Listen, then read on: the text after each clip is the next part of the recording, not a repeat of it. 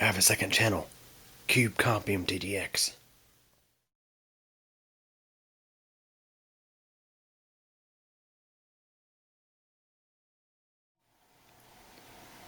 Hey everybody, it's been pretty quiet on Cube Computer Channel this summer because of things going on, and also being busy working with videos on Cube Comp MTDX during the storm season. But here we have a computer case. This is an older Raymax Scorpio mid tower. We're going to be building a system today. This is going to be for a friend of mine. Her husband at some point recently started working with drones and needs a pretty decent system for video editing. And my friend's current computer it's just not up to the task. So we're going to be building a system in this case. It's going to be using a lot of hardware from the previous Mid-Tower Lux build.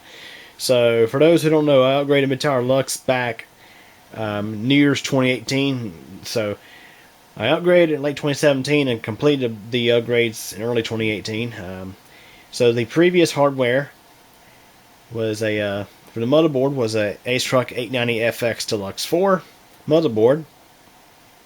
Processor was a AMD FX 8120 8-core, but really more or less a quad-core. I'll have to talk about that some. A Radeon HD 6750 graphics card with I think 1 gigabyte of memory. 16 gigs of DDR3 1600 memory for the motherboard. That's all going in here. So yeah, quite a few core components from the previous Mid-Tower Lux are going to be using this.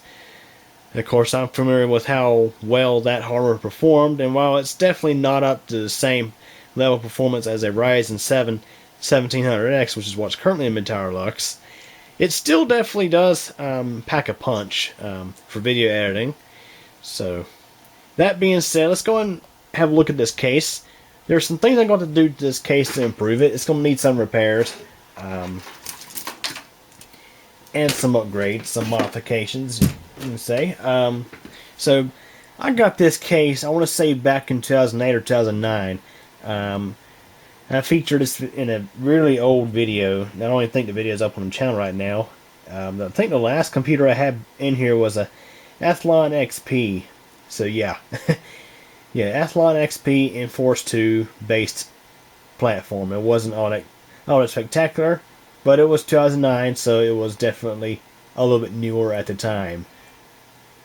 So, there's some things that definitely need attention like right away. So you can notice in the back of this thing, there's 2 big holes where the fans go. And that's because this case, the grills they had stamped in the back of this case were just absolutely horrible. It was kind of like that right there. Not much air could get through, so I took the Dremel, I just cut them out. I said, the heck with that. I took the Dremel, I just cut them out and made big holes in place. I am going to fix that though. I do have some wire fan grills. I'm going to be installing 2 80mm fans in the back, and I'm going to be putting these fan grills in the back of the chassis. And I also made some big cuts right there, and they are sharp. They could cut yourself if you're not careful. So I'm going to be covering that up with something, probably something solid. It would end up getting rid of this vent, but I mean, something I got to do. Also, this is something kind of ridiculous. You see these plugs here, right? They go to the front panel audio headers. Now, who in the world would design a case, a computer case, to where the front panel microphone and headphone jacks are just wired into external 3.5mm jacks? So essentially what they wanted you to do was feed these through the entire system and go at the back and plug into the back of the motherboard. No, that's ridiculous.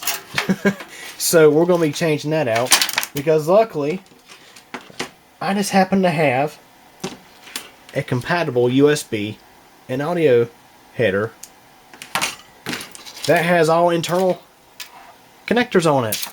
Yay! and I don't know where it came from. I got it from somewhere. I harvested it from some old case, probably another Raven Max case, maybe. But it'll actually fit right into the existing spot where the header is in this. I'll have to show you in a moment. So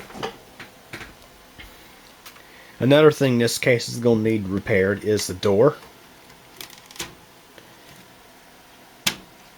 So what I gotta do is figure out a way to secure a washer. What I'm gonna do is I'm gonna secure a washer in here. I'm gonna just probably tap a screw right to the top of this thing to stick down into here to act as a new hinge. And you can see here the wiring is not the best. I think somebody else repaired this at one point. I don't think that was my doing. I do know the wiring does work, and it's the wires for the power indicator and the hard drive activity indicators are built into the door. Probably not the I wouldn't really say that was the best idea. I mean, it looks cool, but after lots of opening and closing that door, you know what's going to happen. That's probably why they had to repair it at one point. So there's the front panel audio and USB.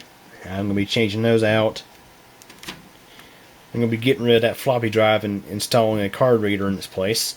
I do have a card reader on hand that actually has a FireWire port, which the reason that's relevant is because the motherboard I'm installing does have a FireWire header on it. I'm also going to be replacing these two older optical drives with newer ones I have, and I'm going to be using IDE optical drives in this one because motherboard has an IDE header for the optical drives, and I have a surplus of old optical, a surplus of IDE optical drives I need to get rid of. So, may as well use them when I can. This power supply is an old Antec SL350 350 watt unit. This is the old 5 volt heavy unit. You can see it puts out 35 amps on the plus 5 volt rail, but just 16 amps on the plus 12. Yeah, this ain't 2001. That's got to come out.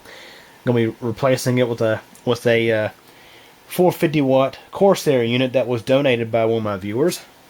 A big thanks to him. Look at the back of this thing. So yeah, I think I covered everything I got to do to this thing. So what I'm going to be doing is I'm going to be making these repairs and doing little updates in this video of everything that's been done. So I'm going to pop this off here and show you behind here. Try to get this to stay put, but I don't know how well that's going to work. There. So if you look, there's that header I was talking about. It's exactly the same. It'll work in this case. Just like, what are the odds? I just happen to have one that fits. So yeah, that's pretty cool. Now theoretically with the floppy disk drive, I could leave that in here because the motherboard I'm putting in here does have a floppy header. But I highly doubt that that my friend and her husband would need a floppy disk drive in this day and age. So I'm just going to go ahead and pull that out. So anyways, I'm going to go ahead and start making these upgrades and repairs. Okay everybody, here's what I've done to this thing so far. I forgot to mention about the side panel, but I was going to also replace the fan in the side panel. I got this Apevia fan that I've had for a few years. It's a quiet running fan that has LED lights and stuff in it. It's the same kind of fan that's inside a Black Max, for example. So that's the side panel. You look inside, I have installed exhaust fans in the rear, along with fan grills. I've mounted the shield plate for the motherboard. I've installed the Corsair CX450 450 watt power supply.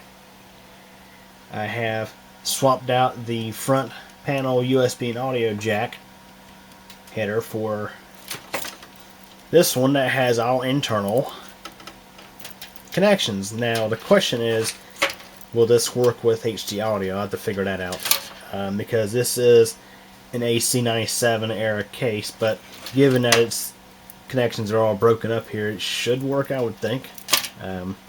So Still need to swap out these two optical drives for newer ones. And I'm going to do that. I'm going to swap out the floppy disk drive for a card reader. And I'm going to go ahead and get ready to start mounting the motherboard and stuff in this thing. Almost forgot to mention, I did install this plastic cover over that hole in the back.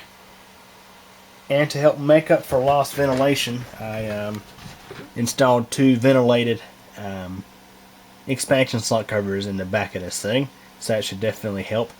It does have some pretty good ventilation on the front. I could mount fans there if I really wanted to.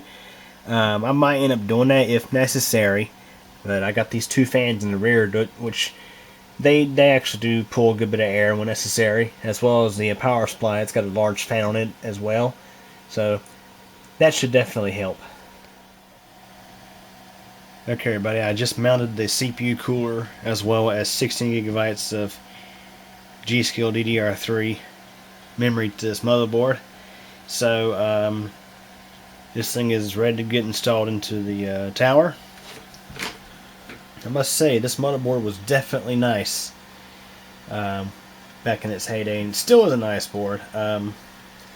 It's a pretty high-end socket AM3 board. It's not an AM3 Plus, however, it did support the first-gen FX processors with a BIOS flash, and that's what I did when I bought this board new back in, I think it was 2012. I had installed my Phenom 2 Quad 965 Black Edition on here to flash the BIOS with the latest BIOS, and installed the FX8120. The FX8120 and this board were both purchased brand new at the time. So it's definitely nice to see this motherboard and processor and memory combo getting to see a new home. Okay everybody, so now I got the motherboard mounted into place.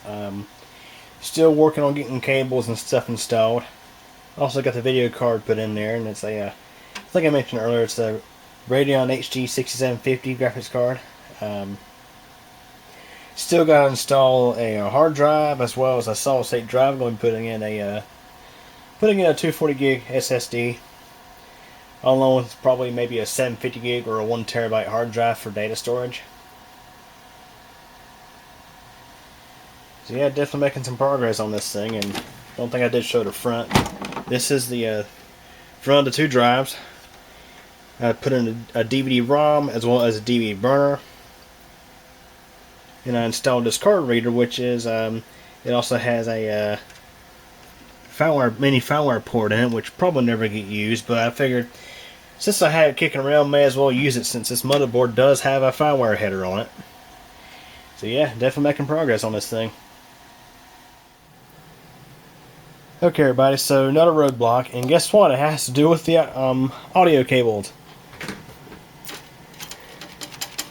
So these are the cables right here.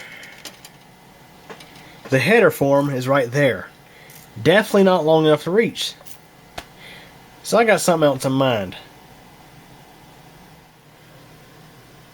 Okay everybody, here's what I did. I happened to have an HD audio mic and headphone jack header from another case in my scrap collection, so I just grabbed that, plugged it to the motherboard.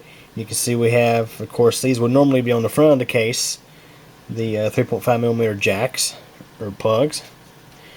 So here's what we're going to do.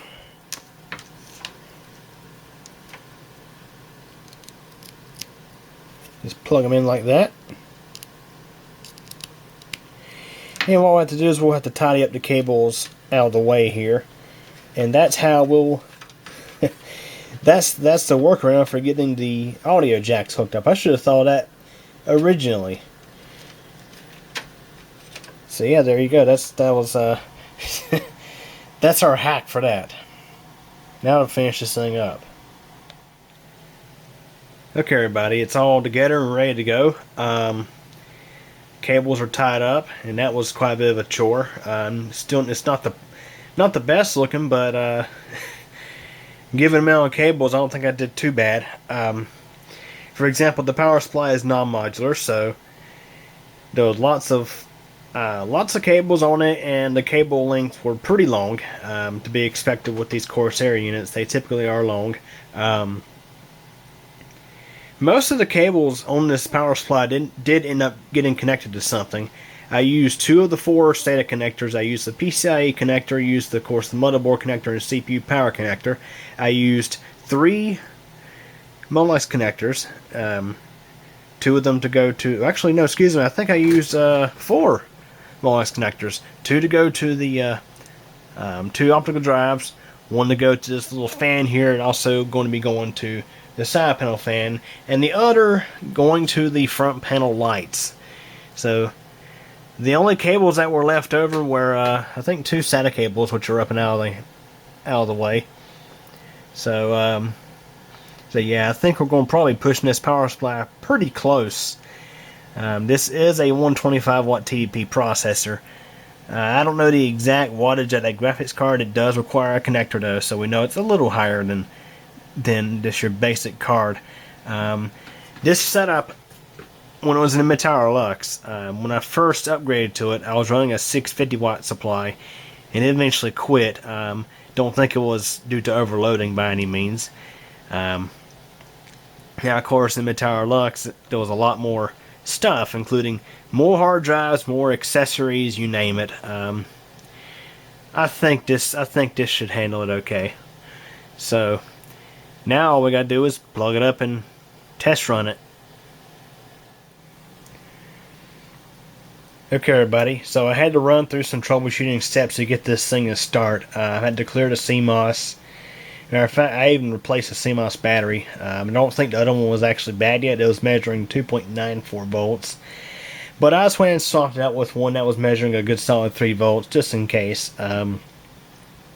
It does post now, and I tell you, seeing this thing start reminds me of just how impatient I got sometimes waiting on the Mid-Tower Lux to start up. This motherboard, it takes its sweet time running through a power on self-test. Let's go ahead and start it, and you can see for yourself. You'll see the little Dr. Debug indicator on the bottom of the board. Watch this.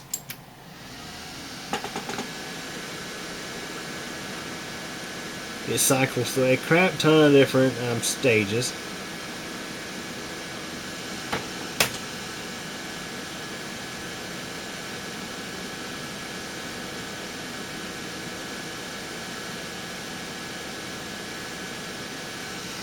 And the monitor will start up here in a sec.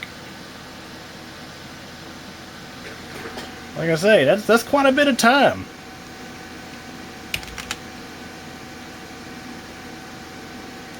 And I have to make sure I tell my friend this. This thing does take its sweet time. This motherboard, that's one thing I never liked about it, is this motherboard, it takes its sweet time with running through power on self-test. It's annoying as crap. At least for me it is.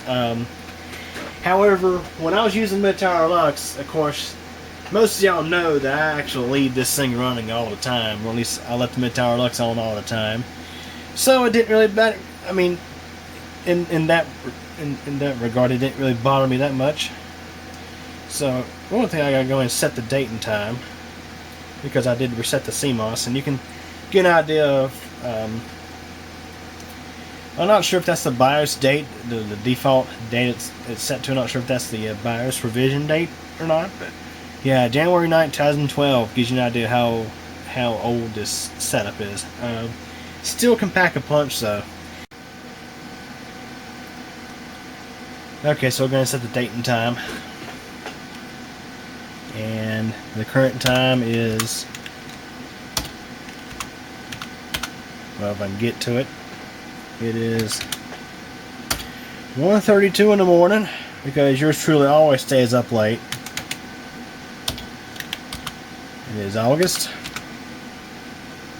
16th, 2020. And you can see that's the BIOS revision number. I think this may have been the latest BIOS revision for this board. It's because it's the one that supports the Zambezi Bulldozer FX chips. It doesn't support the it doesn't support the newer FX series. It only supported the first gen FX. This is technically a socket AM3 board, not an AM3 Plus board. But this particular board was one of the ones that did support the first gen FX series chips from AMD with a BIOS update. And I think I already did talk about this a bit in the video. So, yeah, this thing. I used to have this thing running at 4.2 gigahertz back in its heyday. It wouldn't. I don't think it would hold that now. So one thing I'm definitely going to do is we're going to set the fan curve on this thing.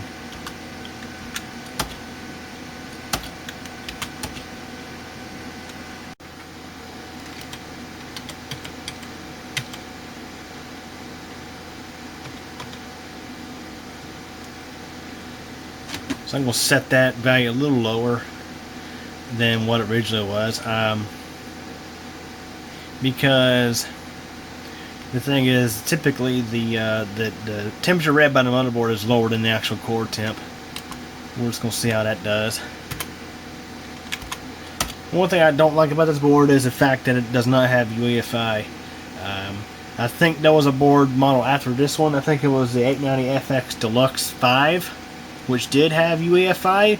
I was going to get that board back then, but Newegg unfortunately didn't have it in stock, so I ended up with the Deluxe 4.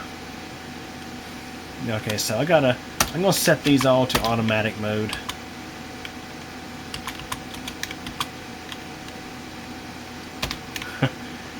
Manual mode, okay. Just going to set all three of those to manual. Or not the full on. Alright, let's just go ahead and restart it and see what it does.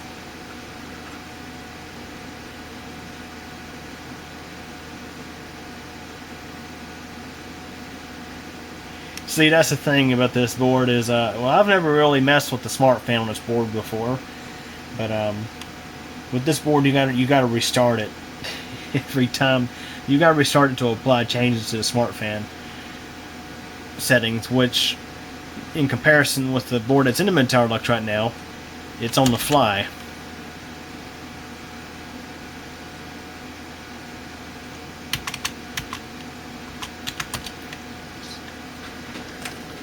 Let's keep this, I have a PS2 to USB adapter on this keyboard, and sometimes it likes to act up like that. See? It likes to do some crazy stuff once in a while. I'm gonna set that to 4. And I'm gonna repeat the same for the chassis fan setting.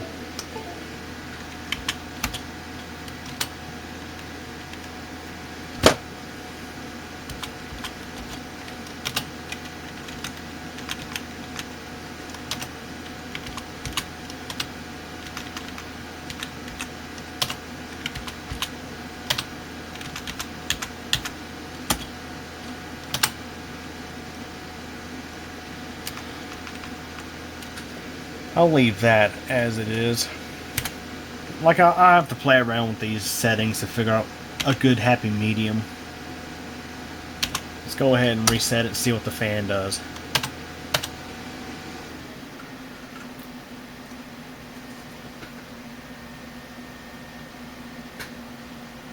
It did make some difference.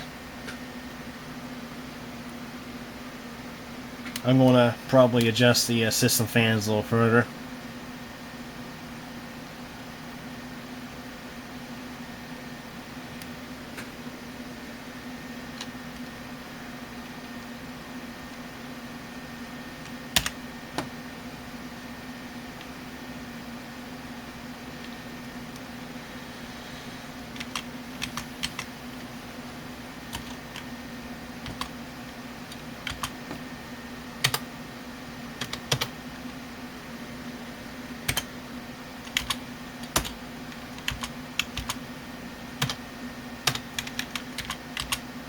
we'll set the case fans down to level 2 because they're still running pretty good. And we want them to run. We want them to run somewhat decently at idle. We're just trying to get a good happy medium between decent cooling and making it not sound like a wind tunnel.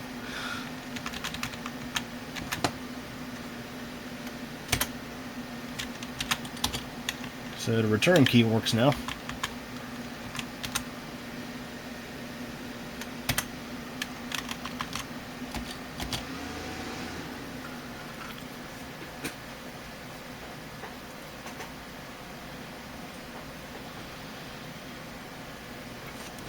I think that's pretty decent there.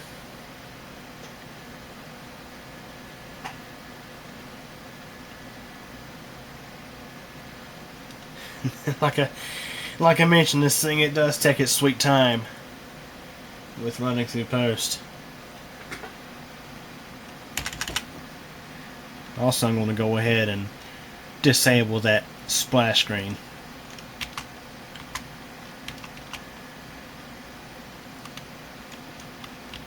See where it's at in this BIOS. It's been a little while. Disable that.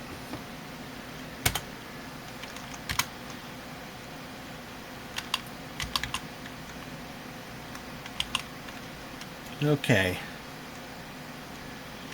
So I think that just about covers it. I mean, there's, let's see here for the floppy drive. We got to disable that because we don't have an A drive.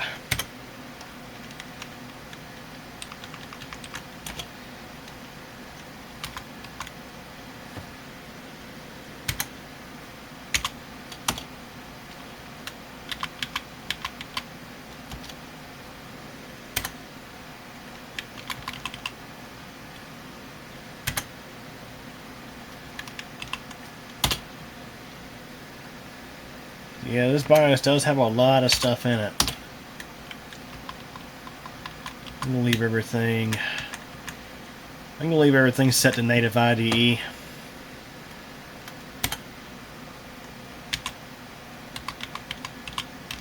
Okay, so I think that about covers it for now. So what we got to do is we'll go ahead and install Windows 10, and once I get everything installed, we'll come back and finish this video up.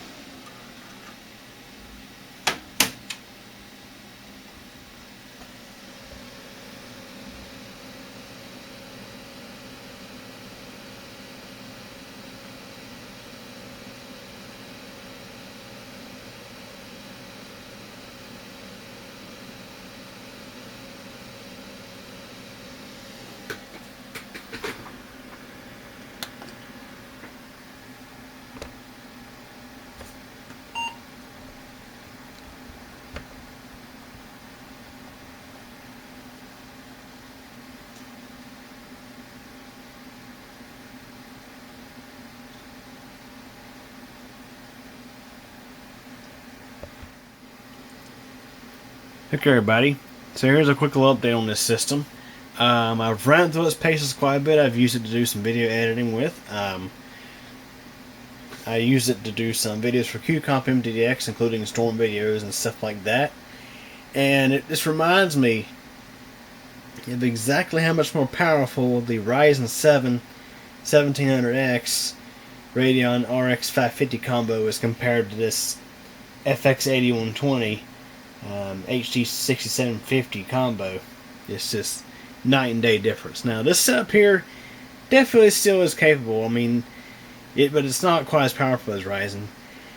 But this setup here, it'll definitely be a huge improvement over what my friend's currently using right now, which I think I mentioned earlier in the video. So she has a HP desktop with a Core 2 Duo processor in it, integrated graphics, and I think either 4 or 8 gigabytes of RAM. Something like that. So definitely an improvement there. And also, not to mention this standard hard drive and no SSD. This one has the SSD in it. But in the beginning of this video, I did talk about the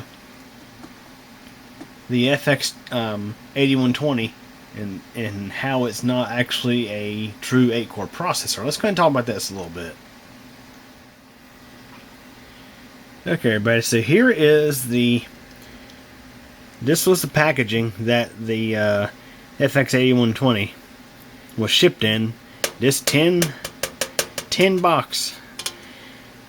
Yeah, so AMD, when they released the FX Bulldozer CPUs, they were so gung-ho about the marketing that they went as far as to ship these things in metal tins versus, you know, the regular cardboard boxes like what you get with the Ryzen.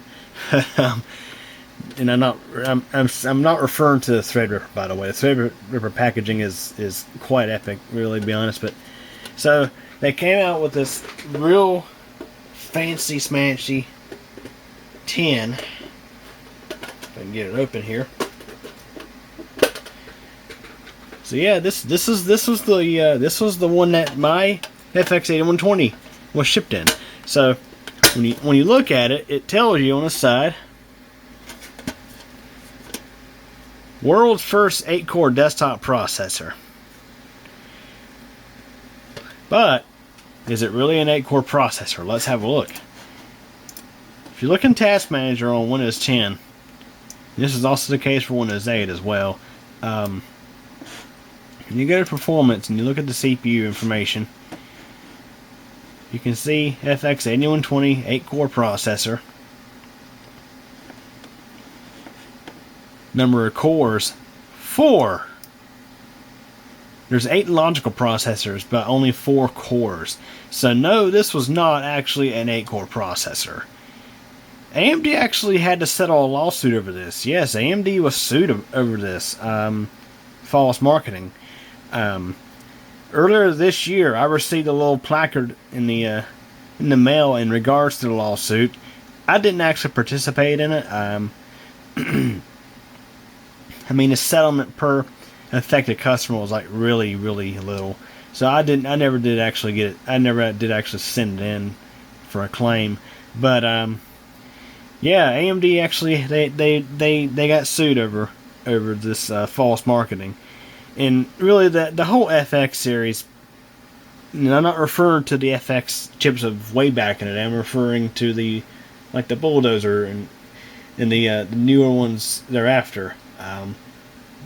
Those FX processors, it was a total flop. I mean, AMD had previously reserved the FX branding for super high-end CPUs, and that's in the original FX processors. They had a lot to offer for performance, but all the marketing was to be that these newer FX chips were going to be the big thing, going to be the Intel killer. Well, turns out it was nothing more than a big flop, and pretty much people over in Team Blue, it was a nice bit of laughter for them. Yeah, AMD they just didn't quite get it right with these FX CPUs. Not saying they're bad processors. I mean, at the time, this thing did offer a good bit of performance compared to the Phenom 2 Quad 965 that I had. And this CPU, back in its heyday, it was super overclockable. For many years, I ran it at 4.2 gigahertz water-cooled. With time, though, eventually it got to the point where it couldn't hold that stable anymore, I guess because of running it like that for so long.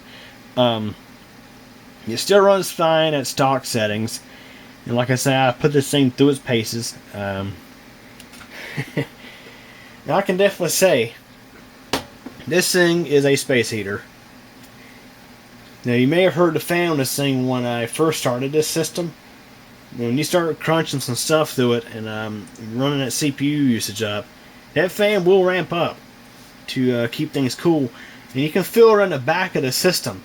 Where the 2 fans are at the back, it feels like a space heater. You feel the warm air coming out right from the CPU cooler, and it's just crazy. I remember running this FX8120, especially when it was overclocked. I could heat my room with it at the old place. It was crazy. I could heat my room up. I just shut the door. I didn't need to rely on my parents' furnace or the wood stove. Just keep the door shut and process some video with the computer, and That will keep the room nice and toasty. And I noticed that here in the past couple of days, crunching some videos with this thing. Walk in this room, feels like you're walking into a sauna. Yeah, I must say, that's another thing they got right with the Ryzen was efficiency. The Ryzen CPUs definitely run cooler. They do a lot more per watt, for sure. But like I say, kind of just say it is what it is. I wanted to give this thing a good home, and pretty much there you have it. Now I did have a hiccup with this thing at first. So as you may have seen, when I first started this thing, it wouldn't post. So I had to do a hard reset on the CMOS. I mean, I tried using the clear CMOS button to no avail. So actually, I pulled the CMOS battery completely out and waited a few minutes and popped it back in. Actually, I replaced it with another one that was reading closer to 3 volts. And then it finally started. But what was especially weird was like I said, it was really bizarre. So you see right now how the speed is like all over the place. This, like I say, this thing is just a little weird. I think it may be the turbo core, but I'm not 100% certain. Now this is more likely just power saving. Now I do have Windows set to performance on the power options, but this thing, it was weird.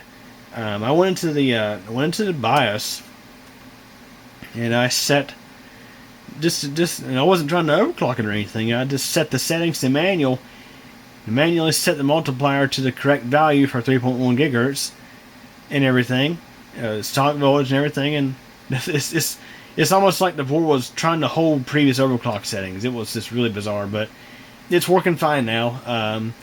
So yeah, like I say, it's a really close friend of mine, so if there's any issues with it, I could definitely take care of it.